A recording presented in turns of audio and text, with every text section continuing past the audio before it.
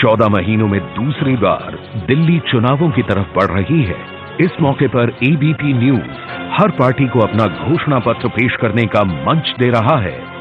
ABP news पर पेश है घोषणा पत्र। नमस्कार, घोषणा पत्र में आपका स्वागत है।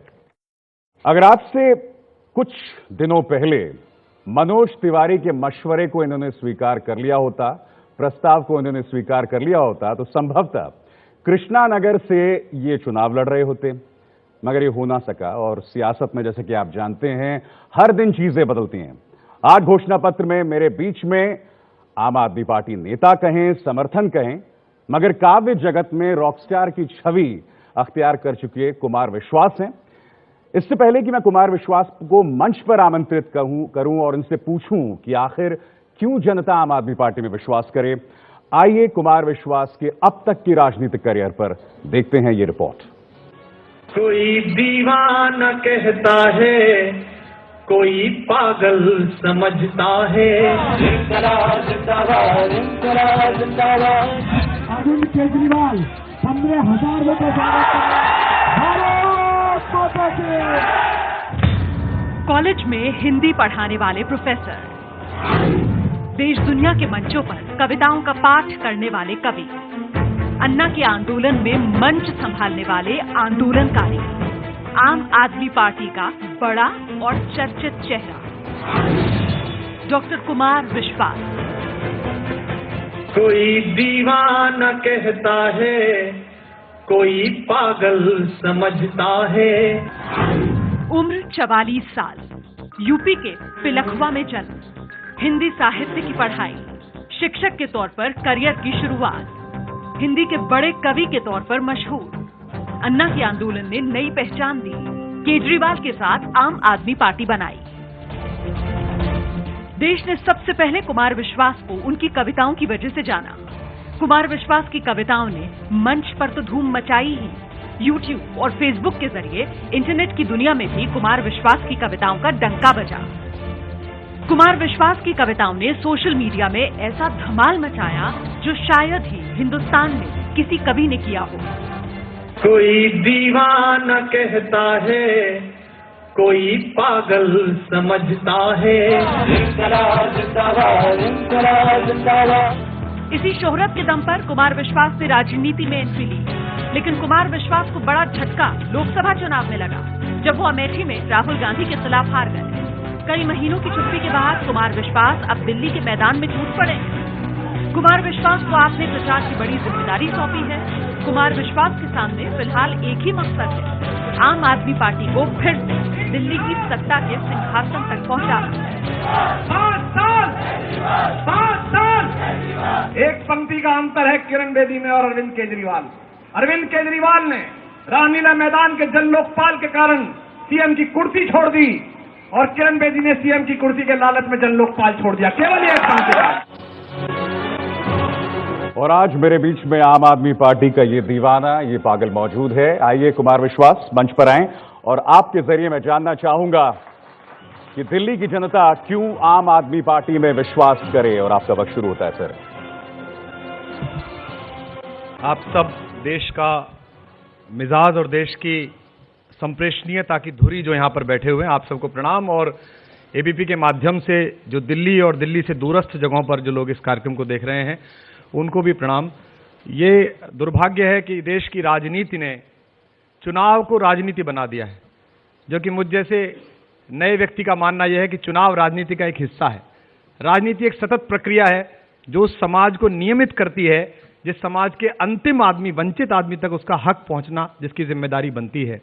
पिछले 3-4 वर्षों से भारत में एक विमर्श प्रारंभ हुआ और ये बड़ी खुशी की बात है कि जीत हार किसी को मिली हो, सरकारें चाहे 49 दिन की आई हों, चाहे 5 साल की आई हों, 284 मिले हों या 28 मिले हों, छोटे से छोटा बच्चा भी, एक युवक भी आज राजनीति पर चर्चा कर रहा है। वो जानना चाह रहा है कि देश में सरकार किसकी हो, दिल्ली में सरकार किसकी हो, सवाल किसके हैं। मेरे लिए राजनीति एक ऐसा अवांछित क्षेत्र है जिसमें किसी को नहीं जाना चाहिए। महात्मा चाणक्य ने जब चंद्रगुप्त का राज्याभिषेक किया तो उसके बाद का उनका वचन मैंने जयशंकर प्रसाद के चंद्रगुप्त नाटक में पढ़ा। उन्होंने कहा कि शांति के द्वीप का आदिवासी में ब्राह्मण कहाँ आ गया। मंत्रचर्या की जगह षड्यंत्रचर्या। मुझे उम्मीद है कि चैनल और अन्य माध्यम मेरे इस वचन को नहीं लेंगे। ये जयशंकर प्रसाद कह रहे हैं, मैं नहीं कह रहा हूं। संयोग से मैं जिस जाति कुल में पैदा हुआ उसमें मेरा कोई हाथ नहीं है, वो माता पिता के निर्धारण से था। उनका भी हाथ नहीं था, वो सदियों के निर्धारण से था। तो मेरे लिए वो विषय नहीं है, लेकिन मुझे लगता है कि वो युग धर्म है।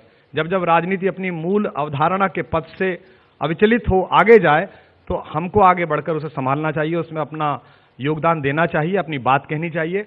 मेरे लिए राजनीति भारत के प्रति मेरे घोषणा पत्र का एक आलेख मात्र है और मुझे उम्मीद है कि दिल्ली के अगले चुनाव में एक संभावनाशील राजनीति जो भारत में पैदा हो रही है, जो अपनी पार्टी के चंदे का हिसाब देती है, जो अपने प्रत्याशियों के ऊपर होने वाली हर बात को जनता के बीच ले जाती है, एक लोकपाल द्वारा निर्धारित कराती है, जो भारतीय राजनीति में जो भी आवश्यक प्रयोग हैं उनके लिए उत्सुक, तत्पर और खुली बाहों के साथ स्वागत करती है, उसे आप सब भी स्वीकार करेंगे और देश भी स्वीकार करेगा, ऐसी मेरी आशा है। बहुत बहुत धन्यवाद।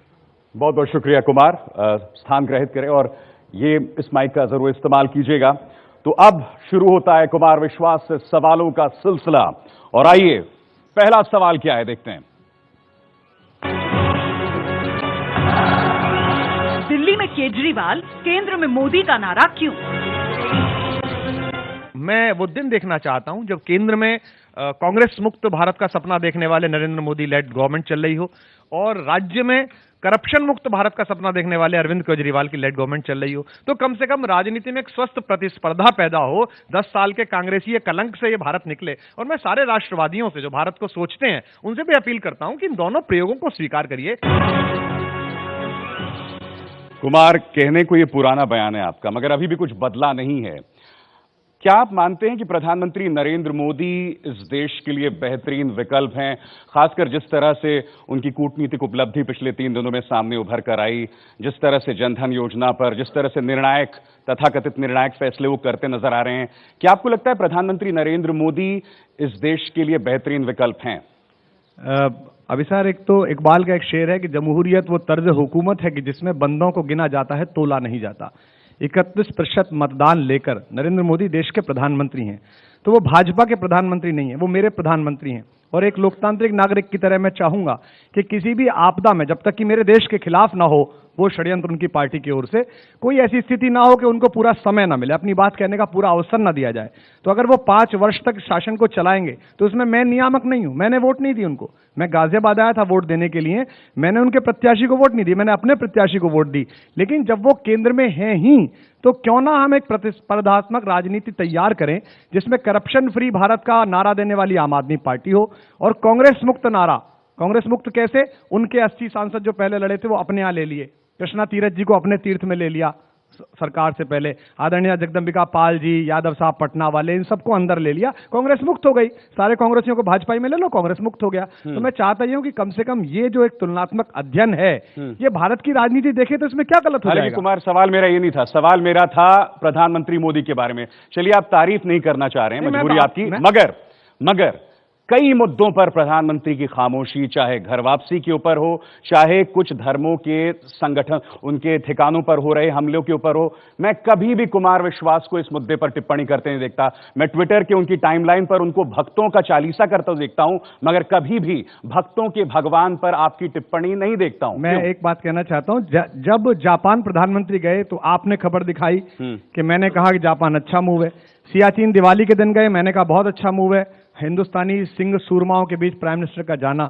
लेकिन जिस समय चुमार में भारत माता के शुभ्र आंचल पर चीनी दस्युओं के जूते पड़े हुए थे और प्रधानमंत्री साबरमती के किनारे झूला झूल रहे थे, तो मैं पहला आदमी था जिसने प्रधानमंत्री को टैग करके कहा कि आप जैसे राष्ट्रवादी से उम्मीद नहीं की जाती। कहिए इस अध्यक्ष से, वहां के प्रेसिडेंट से कहिएगा कि आपसे तब बात होगी, पहले अपने इन मवालियों को बाहर निकालिए। ये मैंने तब कहा, आपने उठाया नहीं, हो सकता है आपकी प्राथमिकताएं कुछ हो, मैंने तो तब भी कहा था। चलिए, पहला सवाल। कुमार विश्वास साहब, मेरा नाम शेष नारायण सिंह है और मैं मामूली पत्रकार हूं। आप नरेंद्र मोदी की प्रशस्ति पुराने कारणों से करते हैं कि आपकी पार्टी का एजेंडा है कि नरेंद्र मोदी और आप मिलके बाकी राजनीतिक जमातों को सिस्टम से बाहर कर दें और जनता का पक्षधर कोई न बचे? देखिए, शेष नारायण जी ने स्वयं को मामूली पत्रकार के जिस विनम्रता का परिचय दिया, उसके प्रत्युत्तर में मैं उसी विनम्रता के साथ कह रहा हूं, मेरे लिए किसी की प्रस्तुति आवश्यकता नहीं है। ना मैं अरविंद केजरीवाल की कर सकता हूं व्यक्तिगत रूप से, ना नरेंद्र मोदी की कर सकता हूं।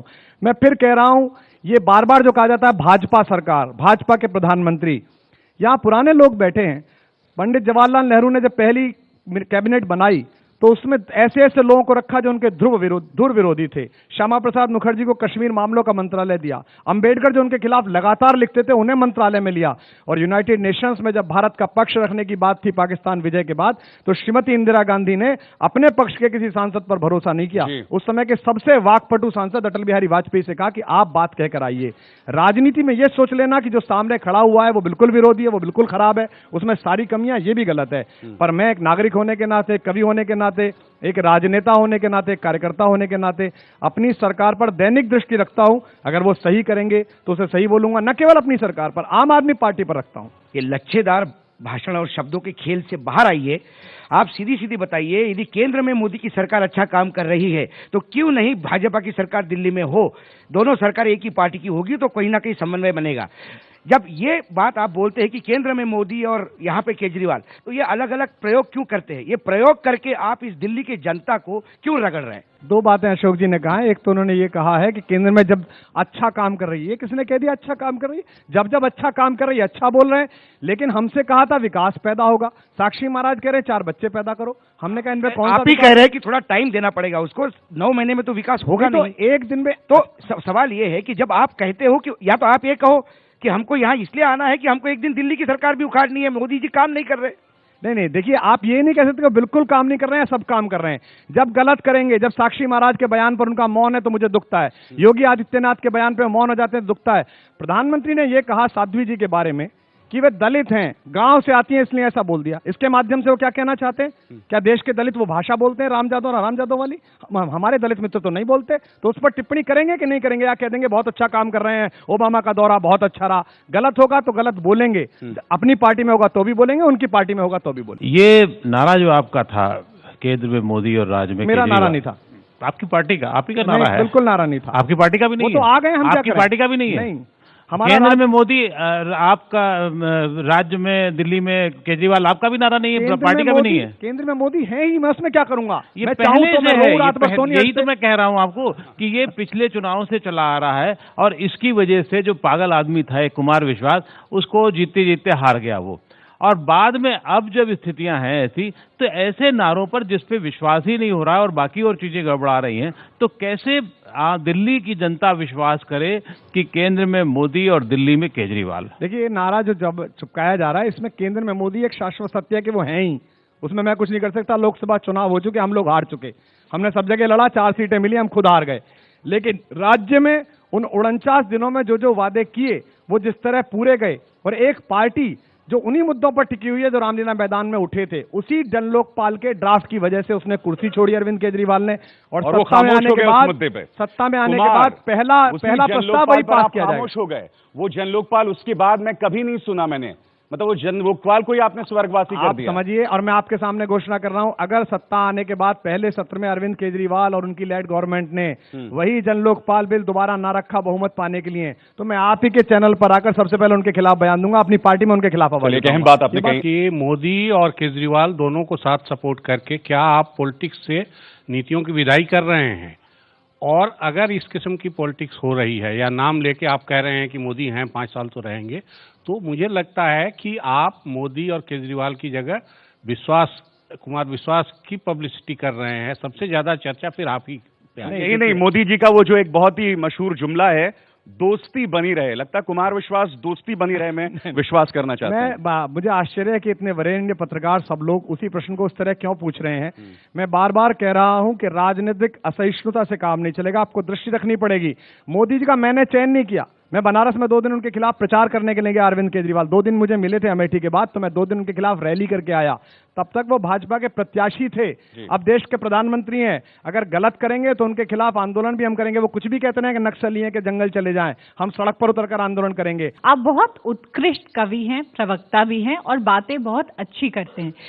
क्या राजनीति में कुमार विश्वास जो आदर्शवादी रूमानी बातें करने वाला जुझारू सिटीजन था वो कहीं खो गया है? और बात आपने कांग्रेस से शुरू करी, भारत कांग्रेस मुक्त भारत की बात हुई। पिछले कार्यकाल में आपने क्या लेसन्स लर्न करे और जरूरत पड़ने में क्या आप उसी कांग्रेस का सपोर्ट फिर से लेंगे इस इलेक्शन में?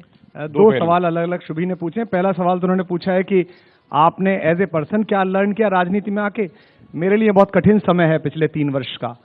कविता और साहित्य की पहली प्रासंगिकता ये होती है कि कोर इन द हार्ट, अंतरतम में जो आ रहा हो उसे संपूर्ण ऊर्जा के साथ अभिव्यक्त कर दें तो वो कविता होती है। राजनीति में यह आ रहा है कि विचारों की जिस श्रृंखला को अगर आप दबाए रखेंगे तो वो राजनीति होती है। तो मेरे लिए कठिन कार्य है। मैं नहीं चाहता कि मैं वो काम करूं। अच्छे लोग करें, जो राजनीति कर रहे हैं वो लोग करें, मैं कविता ही लिखूं। और दूसरा, उन्होंने कहा कि आपने क्या सबक लिया। मैं पुनः स्पष्ट कर दूं, हमने दिल्ली में एक अल्पमत की सरकार चलाई।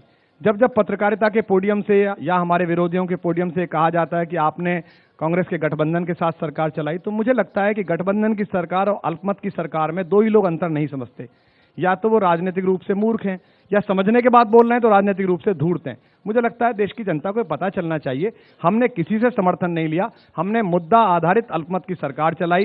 पूरी विधानसभा को आमंत्रित किया कि कृपया इन मुद्दों पर समर्थन दीजिए। निश्चित बात है कि हमने कुछ सीखा है और उन गलतियों से हम इतना सबक जरूर लेंगे कि राजनीतिक धूर्तताओं के इस जंजाल से निकलने के लिए हम जनता से बार बार संवाद करेंगे, क्योंकि जनता हमसे ज्यादा समझदार है, उसके पास हमसे ज्यादा विकल्प है, हमसे ज्यादा उसके पास लोक बुद्धि है। जी, अगला सवाल। कुमार साहब, आपकी नजर में मोदी सरकार की ऐसी कौन सी 2-3 अच्छी बातें हैं जिसे आप चाहेंगे कि आम आदमी पार्टी के संभावित मुख्यमंत्री केजरीवाल अपनाएं? ये तो आपने मोदी सरकार कहा कि मोदी व्यक्ति कहा? मोदी और मोदी की सरकार। मैं इस प्रश्न को इसलिए उत्तर नहीं दूंगा, मैं दे भी सकता हूं, दे भी रहा हूं थोड़ा सा इसका अंश, क्योंकि मेरे लिए प्रासंगिक इस समय नहीं है कि अरविंद केजरीवाल और मोदी में से बेहतर कौन रहेगा और कौन सा किसकी बात अपनाए। मैं चाहूंगा मोदी जी अरविंद केजरीवाल की जो सादा जीवन शैली है वो अपनाएं। मैं चाहता हूं मोदी जी बिना सुरक्षा के, सुरक्षा का तामझाम कम करके लोगों से मिलना शुरू करें। मैं चाहूंगा मोदी जी मन की बात में दूसरे के मन की बात भी सुनना शुरू करें, वो भी जाने। ऐसे ही मैं अरविंद केजरीवाल से चाहूंगा कि मोदी जी के साथ जो उनका एक टैग है अपनी बात को कहने का, लच्छेदार तरीके से अपनी प्रस्तुति दे देने का, अपनी बात को आक्रामक तरीके से प्रस्तुत देने का, अपनी सामान्य शैली में उसका वो समावेश करे, अपनी बातों को पहुंचाए। आज मैं पहुंचा पाता हूं। मेरे लिए जरूरी यह है कि एक दिल्ली जो 70% दिल्ली इस जगह पर रहती है जहां पानी समस्या है, जहां भ्रष्टाचार समस्या है, आरटीओ के दलाल जहां समस्या हैं, उनको अरविंद ठीक से एड्रेस कर पाए और हमारी पार्टी के चंदे पारदर्शी रहें, हम अपने प्रत्याशियों को अपने लोकपाल की निगरानी में लाते रहें, हमारे लोगों में अहंकार ना आए। मेरा सवाल यह है कि पिछले चुनाव में जिस तरह से आपने भ्रष्टाचार और लोकपाल को मुद्दा बनाया था, इस बार इस पूरे चुनावी जो अभी प्रचार चल रहा है, कहीं ये मुद्दे गायब से हो गए? लगता है यमुना में आपने बहा दिए हैं।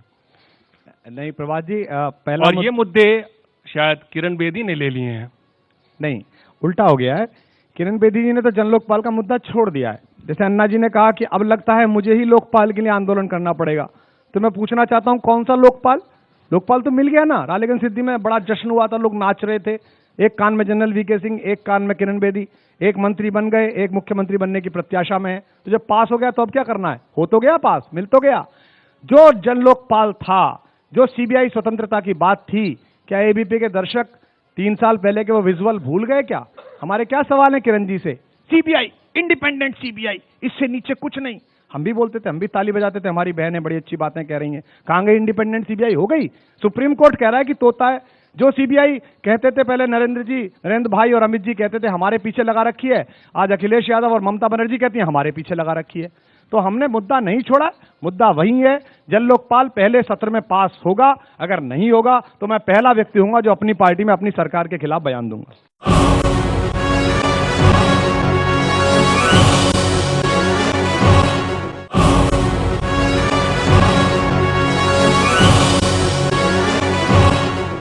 अब हमारा अगला सवाल है ये, संघ पर नरम क्यों है विश्वास? आपको नहीं लगता कि जब संघ इस तरह की बातें करता है कि हिंदू राष्ट्र होना चाहिए, हमारा माल वापस आना चाहिए, रेप जो है वो इंडिया में होता है, भारत में नहीं होता है, तो निहायत ही गैर जिम्मेदाराना रुख अख्तियार करती है आरएसएस। मानते हैं आप? बिल्कुल मानता हूं। देखिए, ये बार बार सवाल बार बार आता है। मुझे लगता है इस सकारात्मकता के प्रति हमें अभ्यासित होना पड़ेगा। जैसे आरएसएस है, जैसे इस्लाम है, जैसे मदरसे हैं, मुझे बहुत सारी चीजें समझ में आती हैं उनकी। जैसे मुझे एक बात समझ में आती है, उसे आप क्यों रेखांकित नहीं करते? मैंने सारी रैलियों में बोला है, मुझे ये बात बहुत अच्छी लगती है कि नमाज पढ़ते वक्त एक बड़ा आदमी और रिक्शे वाला एक साथ खड़ा हो जाता है। फिर इकबाल कोट करता हूं, एक ही सफ में खड़े हो गए महमूदो अयाज, ना कोई बंदा रहा और ना कोई बंदा नवाज। तो अगर आपको आरएसएस में उनका अनुशासन समझ में आता है, सुबह उठकर उनका सूर्य नमस्कार समझ में आता है, व्यायाम समझ के कर लीजिए, विटामिन डी देता है, डॉक्टर गोली देने लगता है आजकल।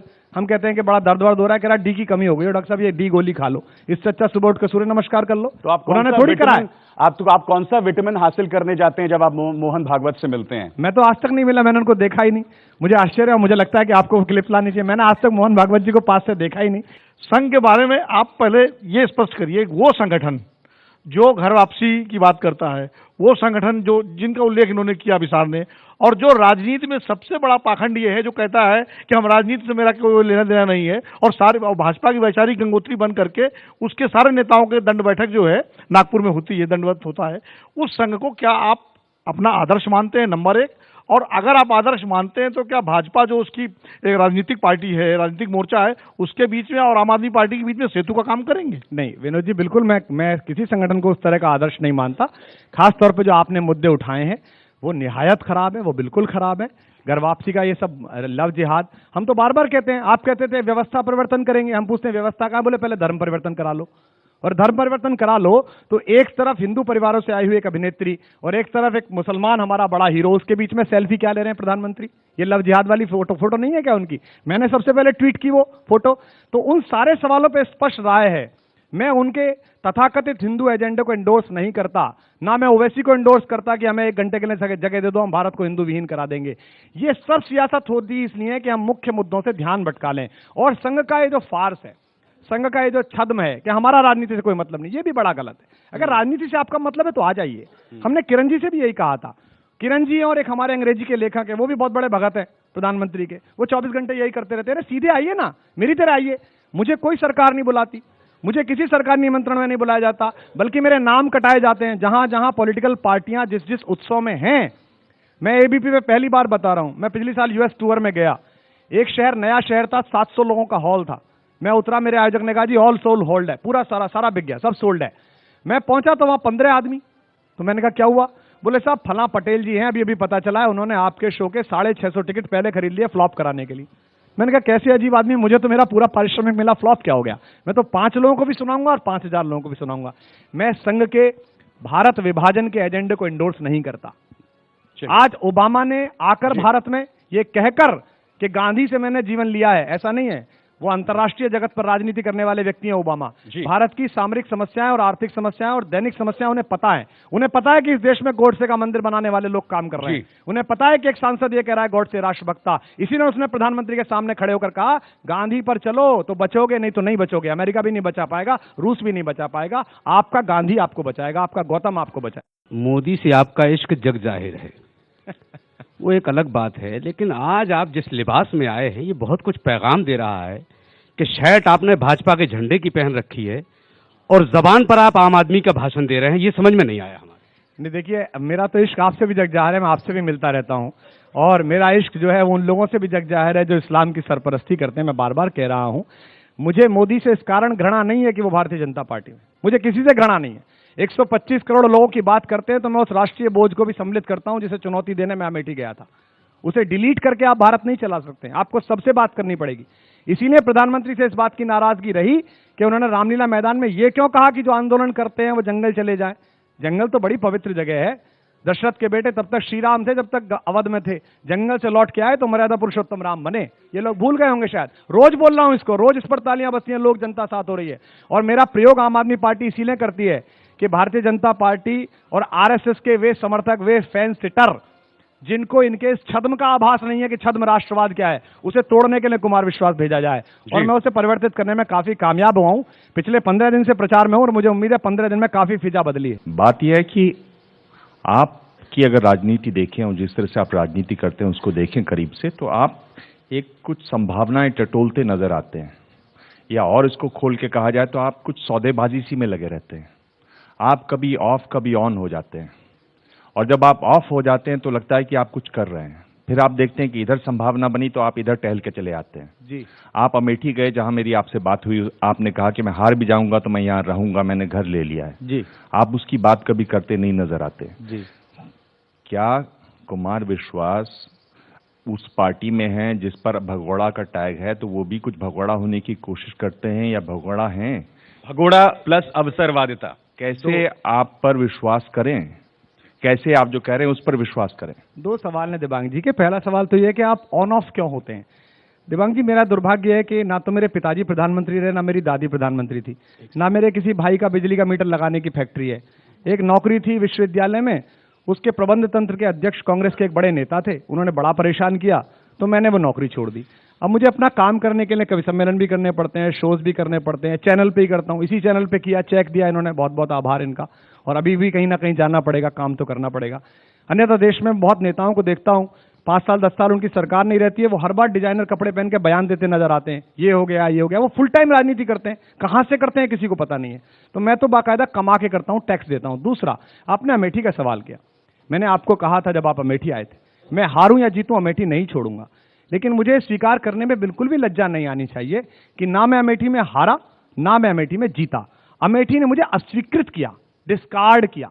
अमेठी में जीते राहुल गांधी, अमेठी में हारी श्रीमती ईरानी, और मुझको जो मिले मत वो इतने कम। आप ये क्यों नहीं मानते कुमार कि आपको जो समर्थन अरविंद केजरीवाल से मिलना चाहिए था वो नहीं मिला? आपके मैंने कई सपोर्टर्स और कुमार विश्वास के सपोर्टर्स से लखनऊ अमेठी में मुलाकात की थी।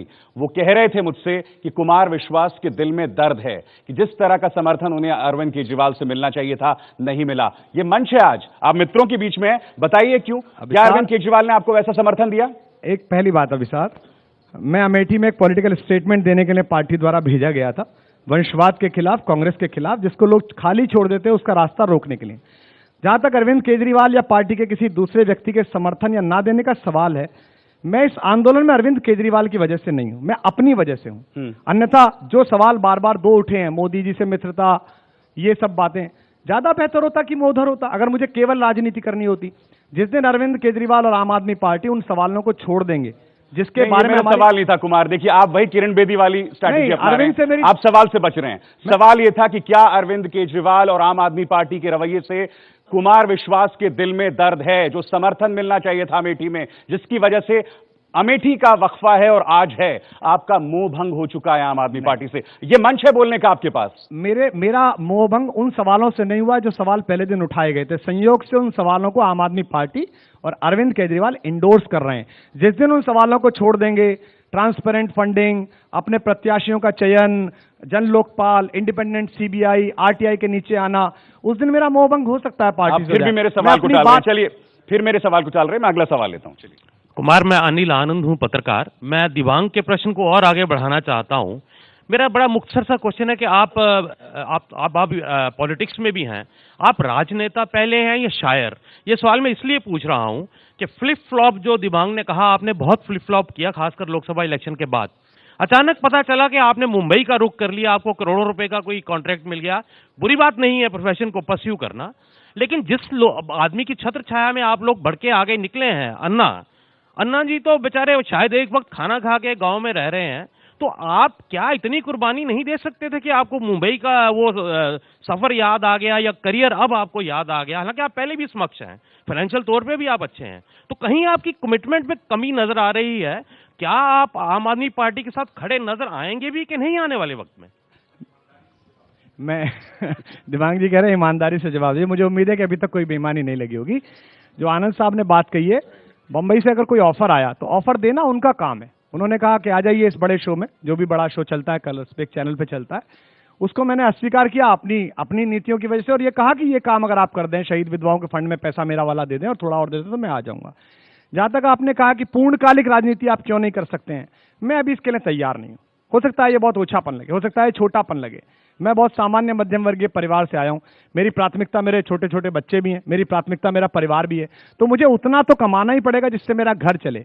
मैं ये नहीं कर सकता हूं कि मैं ये प्रत्याशा करूं कि कल दिल्ली में सरकार आ जाए, मैं 4 उद्योगपतियों को बड़ा कर लूं, वो उद्योगपति मुझे इंडोर्स करें और फिर जब ओबामा आए तो मैं उन्हें लाइन से चला दूं, दाएं से बाएं मुड़ेगा, बाएं मुड़, पहले नंबर पे ये, दूसरे नंबर पे ये राजनीति मुझसे होगी नहीं। भगवान मुझे इस योग्य बनाए अगर कभी ऐसा, तो मैं निश्चित रूप से सारा काम छोड़कर वही काम करूंगा जिसके लिए आप आदेशित कर रहे हैं। रुक करते हैं अपने अगले बड़े सवाल का। आप किरण बेदी से क्या घबरा गई है? तो एमपी की सेना भेजी पहले बीजेपी ने दिल्ली में, वो फेल होके वापस चली गई। उसके बाद उन्होंने अपने मंत्री भेजे, वो फेल होके वापस चले गए। फिर प्रधानमंत्री जी की रैली फ्लॉप हो गई। तो अब उनको बेसिकली एक ऐसा चेहरा चाहिए था जिसके ऊपर हार का ठीकरा फोड़ा जा सके। 10 फरवरी को नतीजे आएंगे, उन नतीजों में पता चलेगा बीजेपी हार गई। तो बीजेपी क्या कही भाई, क्यों हार गए?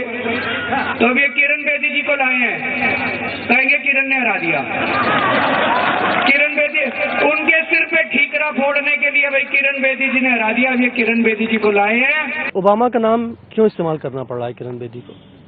क्योंकि उनके पास दिल्ली के मुद्दों पर बात करने के लिए कुछ सब्सटेंस नहीं है। वो उनके पास कोई रोड मैप नहीं है कि दिल्ली में हर घर साफ पानी कैसे पहुंचाया जाए। आम आदमी पार्टी उसके बारे में बात कर रही है, वो ओबामा के बारे में बात कर रही है। किरण बेदी जी ने अगर ओबामा जी का नाम लिया है तो सबको स्वागत करना चाहिए। इसमें बुराई कहाँ है, मुझे समझ में नहीं आ रहा है। कुमार, मुझे ये बहुत ही निम्न स्तर की अवसरवादिता लगती है कि जब आईएससी के अंदर बैठकर किरण बेदी बीजेपी का गुणगान कर रही थी तो आपको उस वक्त उनकी राय को सार्वजनिक करना चाहिए था, उन्हें बाहर का रास्ता दिखाना चाहिए था, मगर आपने ना वो किया। और फिर 2013 में आपने उनका नाम उनके लिए कहा कि मुख्यमंत्री से बेहतर ये उम्मीदवार नहीं है। यही बात अरविंद केजरीवाल ने उन्हें पेशकश की। तो अगर बीजेपी इतनी बड़ी खलनायक थी तो आपके पास 2 मौके थे, मगर दोनों ही वक्त आपने उल्टा काम किया। देखिए, मैं फिर दोहरा रहा हूं, किरण बेदी जी से मेरा परिचय क्यों हुआ? हम सब उनकी कहानियां सुनते थे, बाकी चीजें सुनते थे कि उन्होंने कार उठा ली, बाद में पता चला किसी और पुलिस वाले ने उठाई थी, उनका नाम हुआ सिर्फ। इसलिए जुड़ते थे कि उनकी राय वही थी जिस राय में हम काम करना चाहते थे। जिस समय हम उनके पास चीफ मिनिस्टर कैंडिडेट का प्रस्ताव लेकर कहे आप हमारी बड़ी बहन है, उस वक्त ये ट्वीट कर रही थी, एबीपी का कैमरा इनको जरा फोकस कर दे।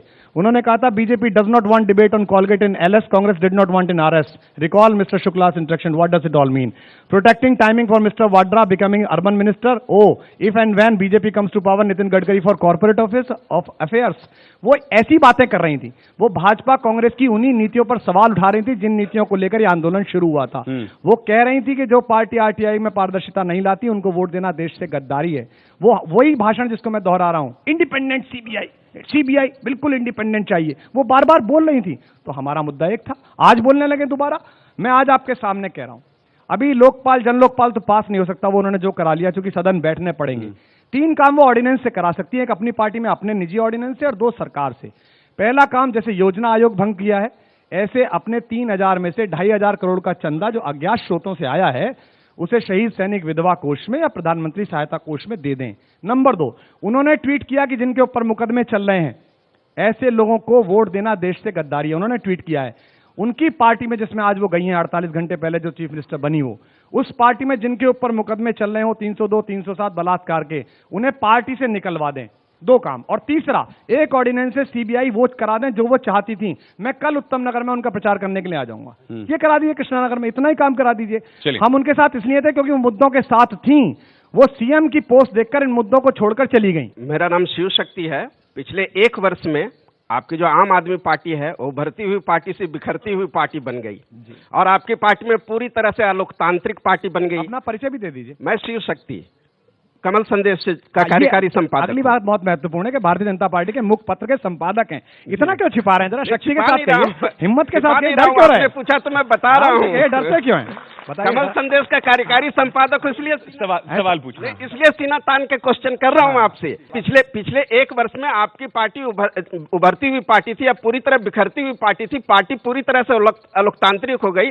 पार्टी में जिस लोकतंत्र का आप दावा कर रहे थे वो पूरी तरह से खत्म हो गया। किस व्यवस्था के तहत आप टिकट बांट रहे किसी को पता नहीं। आप जो पहले बोल रहे थे कि हर कंस्टिट्यूएंसी से वहीं के लोग टिकट बांटेंगे, आज कहां से टिकट आ रहे? दूसरी पार्टियों की तो व्यवस्था पता है कि वो टिकट कैसे देते हैं, और आपने तो बाहर के भी लोगों से टिकट लिया। क्या ऐसे समय में आपकी पार्टी के लोग जो छोड़कर अधिकतर लोग भाजपा में गए, और किरण बेदी भी यदि भाजपा में आए तो इसमें कहां कौन सी बात है? शिव शक्ति जी का जो प्रश्न है, पहली बात तो मैं बहुत आभार व्यक्त करूंगा कि वो पार्टी जो 48 घंटे पहले किसी व्यक्ति को लाकर 40-40 साल की तपस्या वाले नेताओं को आईना दिखाती है, वो लोकतंत्र के बारे में, हमारे बारे में चिंतित है। इसके लिए मैं आपका आभारी हूं। हम पर ऐसी दृष्टि लगातार बनाए रखिएगा। दूसरी बात, मुझे आश्चर्य होता है और जब कभी लोकतंत्र की बात भाजपा में कोई कहता है, हमारी दोस्त शाजिया ने कहा कि मैं लोकतंत्र नहीं था, जब उन्होंने टीवी पे बात की तो मुझे बड़ा मजा आया। मैंने कहा अडवाणी जी और मुरली मनोहर जोशी कितना हंसे होंगे बैठकर कि यार क्या बात कहाँ आ गई, मैं कहाँ फंसे हुए, पूछोगे तो लोकतंत्र तो आप बेहतर जानते होंगे कि ऐसे आपने 48 घंटे में एक व्यक्ति को बनाया। दूसरा, बिखरती हुई पार्टी है, 4 आदमी पार्टी है। आपके प्रवक्ता ने कहा 4 आदमी पार्टी है, तो मैंने उसको कहा अंतिम समय तक 4 ही काम आते हैं, 4 भी बहुत है। भ्रष्टाचार की अर्थी तो उठा के ही मानेंगे, जिस काम के लिए लगे वहां तो पहुंचाएंगे ही। तो मुझे लगता है ये निजी हमले हैं कि हम 4 हैं कि 3 हैं कि 1 हैं। आवाज ठीक होनी चाहिए, चाहे 1 हो चाहे अनेक हो। पहले तो मैं आपकी सराहना करूंगा कि आपकी पार्टी बहुत ही उम्दा चुनाव लड़ रही है। अक्टूबर में बहुत पीछे थी, अब भाजपा के मुकाबले आ गई है। ये काम पिछले 1.5 साल में किसी और पार्टी ने नहीं किया। दूसरा, मेरे मन में एक जिज्ञासा है कि आपकी शख्सियत में ऐसी क्या खास बात है, आपके अतीत में कुछ समस्या है या खास बात है, या आपके आचरण में कुछ ऐसा है जो हमेशा भारतीय जनता पार्टी को अपने लिए अनुकूल संभावनाएं लगती हैं? अभय जी ने जो सवाल उठाया उसमें ये है, अभय जी, भारतीय जनता पार्टी एक छद्म राष्ट्रवाद के प्लेटफॉर्म पर खेलती है। वो खुद जानती है कि वो राष्ट्रवादी नहीं है, वो खुद जानती है कि वो समझौते करती है, वो खुद जानती है कि स्वदेशी का नारा छोड़कर वो विदेशी कंपनियों के चरणों में बिछी हुई है। लेकिन वो उस छद्म राष्ट्रवाद को, हिंदुस्तान में राष्ट्रवाद बहुत गहरे है, भारतीय के अंदर राष्ट्रवाद बहुत गहरा है। शायद 1000 वर्ष की पराजय के कारण हो, चाहे विभिन्न संस्कृतियों, सभ्यताओं और लोगों द्वारा हमारे ऊपर आक्रमण के कारण हो, हिंदुस्तान में आज भी राष्ट्रवाद चलता है। भारत माता की जय बोलो, चौराहे पर लोग इकट्ठे होते हैं।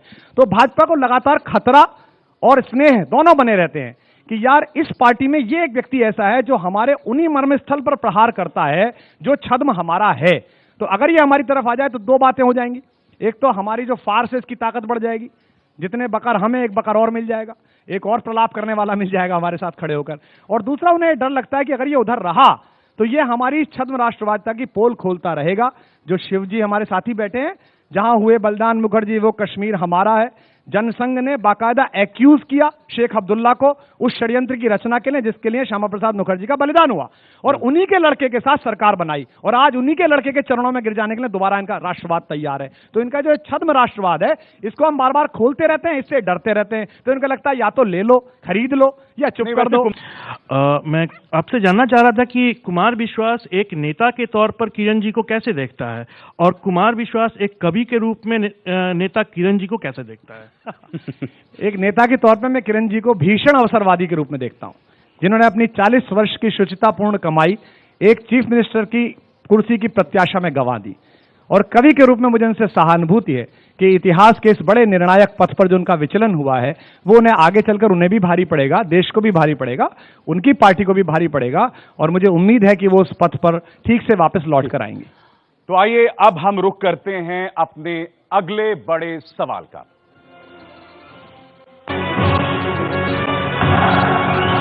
किरण बेदी ने आपके मुद्दे छीन लिए। जब हमारी सरकार बनेगी और हमें ईश्वर कृपा हो करेंगे, सुबह 9 बजे सब, और ये मैं प्रधानमंत्री जी को बता चुकी हूँ, ये प्रधानमंत्री जी को मैंने बता दिया है कि प्रधानमंत्री जी हम ये करेंगे। तो उन्होंने कहा जरूर करो। क्या है?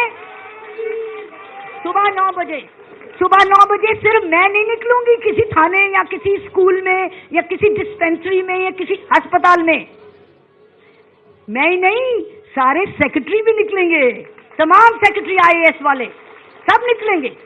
वो भी अपने अपने क्षेत्र में जाएंगे। अगर हेल्थ सेक्रेटरी तो हेल्थ में जाएगा, एजुकेशन तो स्कूल में जाएगा, कोई जहां जहां जहां जगह जाए, फूड एंड सप्लाईज है तो फूड में जाएगा, वाटर है तो जल बोर्ड में देख जाके काम देखे, रोज सुबह 9 बजे वहां जाएगा, दफ्तर नहीं आएगा। डिपार्टमेंट का एक व्हाइट पेपर छपेगा, हेल्थ एजुकेशन कहाँ खड़ा है, फूड एंड सप्लाईज, जल बोर्ड, कोई भी ले लो, एनवायरमेंट, उसके पास का मूल्यांकन करेंगे। सीएम पद रिसर्च करने के लिए नहीं मिलता है, सरकार रिसर्च करने के लिए नहीं बनाई जाती है, सरकार डिलीवरी करने के लिए बनाई जाती है। रिसर्च चुनाव से पहले होती है। कुमार, किरण जी ने तो आप पर नोटिस भेज दिया, आपने बगैर परमिशन के उनके पोस्टर में इस्तेमाल किया, आप उन पर कॉपीराइट का मुकदमा क्यों नहीं दर्ज करते? क्योंकि ये सारी बातें हम 49 दिन में सुन चुके हैं जो अंदाजे बयां था। एक तो अभिसार आपने इसमें लिखा क्या किरण जी ने आपके मुद्दे छीन ली। हाँ। मुझे बहुत खुशी होगी अगर किरण जी आपके मुद्दे छीन लें और अपनी पार्टी में लागू करा दें। आपका मुद्दा है कि फंडिंग में एक भी रुपया बाहर का हो तो उसको नहीं लिया जाए। यहां राष्ट्रवाद की बात करने वाले लोग बताएं कि भोपाल गैस त्रासदी की प्रमुख हत्यारी कंपनी डॉव से चंदा भाजपा ने लिया कि नहीं लिया, अपनी साइट पे लगा रखा है कि नहीं लगा रखा है। वो बताएं कि आरटीआई में उनकी पार्टी आ रही है कि नहीं आ रही है। वो बताएं कि उन्होंने क्रिमिनल्स को अपने पार्लियामेंट के अंदर बिठा रखा है कि नहीं। ये मुद्दे हैं, इनको छीन लें। इन्हीं मुद्दों को मैं लेके घूम रहा हूं, मुझसे क्यों नाराज है? ब्लॉक कर रखा है, बड़ी बहन है हमारी, संवाद कर लो। राखी देर से वरना हम पहले पहुंच जाते, हाथ में लेके कुछ ना कुछ मिठाई का डिब्बा। ऐसे तो बुरे थोड़ी हो गए, आपकी चप्पलें उठाई हैं, आपके पीछे खड़े होकर आपके लिए गर्म पानी लाए हैं। अब इतने बुरे हो गए कि आप उनसे बात नहीं करेंगे, कहते हैं डिबेट नहीं करेंगी। तो ये चैनल जो 2-2 घंटे के प्रोग्राम कर रही है, ये क्या हवन हो रहा है? अरे यही डिबेट तो करनी थी आधा घंटे की। एक तरफ अरविंद केजरीवाल बैठता, एक तरफ वो बैठ जाते, बीच में माकन साहब बैठ जाते, बात कर लेते। तो भागते क्यों है डिबेट से? उनके प्रधानमंत्री है वो भी भागते हैं, बाहर वो चुप नहीं रहते हैं, पार्लियामेंट में बोलते नहीं है, 2-2 दिन तक हल्ला मचता रहता है कि बोलो बोलो मुंह तो खोलो। और आइए अब रुक करते हैं हम अपने अगले बड़े सवाल का।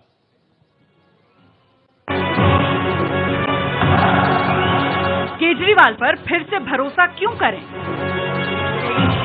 दिल्ली का 1 साल बर्बाद हुआ कि नहीं हुआ? 1 साल तबाह हो गया कि नहीं हो गया? ये दिल्ली को जिन्होंने 1 साल बर्बाद किया उनको सजा करोगे कि नहीं करोगे? जिन्होंने आपके भविष्य को 1 साल पीछे छोड़ दिया उनको सजा करोगे कि नहीं करोगे? यही लोग हैं जिन्होंने दिल्ली को अस्थिर कर दिया है। हम केजरीवाल जी से भी पूछना चाहते हैं कि ये सारे एलिगेशंस वो तब लगाते हैं जब पावर में नहीं होते, जब वो उनकी 49 दिन की सरकार थी, जब उनको कोई एलिगेशन नहीं लगाया, जब उनको कोई कुछ नहीं मिला कहने को। अब जब सरकार नहीं होती है तब एलिगेशन लगाते हैं। तो ऐसा क्यों होता है कि सरकार नहीं होती है तो केवल एलिगेशन लगाते हैं, और जब सरकार आती है तो वो सब चीजें भूल करके धरने करने शुरू कर देते हैं। अब वो वायदे करते हैं, तो वो वायदे जो अब कर रहे हैं उसको क्यों हमारी दिल्ली की जनता जो है उसको सीरियसली ले, जब उनको मौका मिला वो लोग नहीं कर पाए। तो देखिए, जब कभी अभी एक हमारे वरिष्ठ पत्रकार ने भी कहा कि केंद्र में भी वही सरकार हो, राज्य में भी वही सरकार हो, भाजपा के दोस्त भी अक्सर इस बात को कहते हैं। एक तो वो ऐसा कहकर इस देश के लोकतांत्रिक ढांचे का अपमान करते हैं। यदि गुजरात में वो तथाकथित विकास हुआ, जो विकास जिसको लिए घूम रहे हैं, हम देखने गए थे उस विकास को, तो हम पर तो बड़े पत्थर पड़े, गाड़ी वाड़ी तोड़ दी गई, हम भी दर्शक के रूप में कहते कि देखा है विकास, बड़ा जूता पड़ा। लेकिन अगर वो विकास सचमुच में हुआ है तो उस समय तो केंद्र में सरकार कांग्रेस की थी। इसका मतलब या तो विकास झूठा है या इनका ये दावा झूठा है कि दोनों सरकार एक होनी चाहिए। और दूसरा जो भरोसे की बात, जो पहला सवाल उठा है कि अरविंद केजरीवाल पर क्यों भरोसा किया जाए। अरविंद केजरीवाल पर इसलिए भरोसा किया जाए कि उन 49 दिनों में उन सब मुद्दों को उन्होंने संबोधित किया जो कहे थे। बहुत बहुत शुक्रिया कुमार विश्वास, आपने बेबाकी से बात रखी। तो इसी तरह से घोषणा पत्र में खास मेहमानों का सिलसिला जारी रहेगा। एबीपी न्यूज पर खबरों का सिलसिला जारी है। नमस्कार।